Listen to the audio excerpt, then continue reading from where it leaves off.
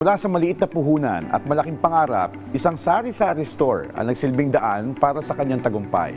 Alamin natin ang kwento ng isang business owner na nagpapatunay na sa sipag at tiyaga, may magandang bukas na naghihintay. Panoorin natin yan dito sa Negosyo Tayo.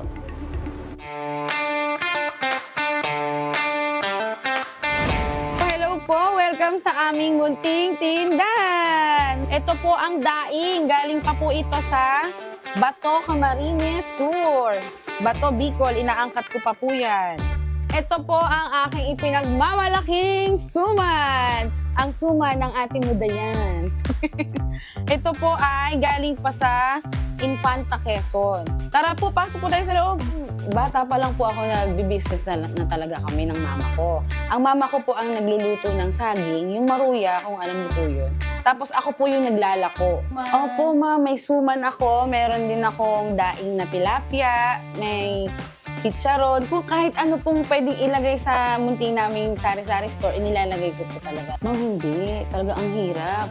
Kasi sa una po talaga walang bibili sa'yo. Parang wala silang tiwala na masarap ba yan? Okay ba yung tinitinda mo? Ako, ang ginawa ko, while nag-online selling, ma'am, nagbi-video din ako ng kinakain ko yung product ko na inuulam ko or minimerienda ko talaga, inaalmusal namin, gano'n. Para ma-convince ko sila na talagang masarap na kinakain ko rin po talaga. Naku ma'am, importante talaga lalo na sa akin, sa mga nanay na nasa bahay lang para may extra income, makatulong at the same time sa partner natin na nagpo-provide. Yung partner ko din ma'am, very supportive sa akin sa CJ. Ma'am, hindi. Okay kami. Sa totoo lang, okay yung tandem namin. Kasi tatanungin niya, Han, magkano benta natin ngayong araw? Ako nililista ko, sinasabi ko sa kanya. Ngayon, nang tatanong siya, Han, may parang kulang na yung paninda natin, parang kailangan mo nang magdagdag.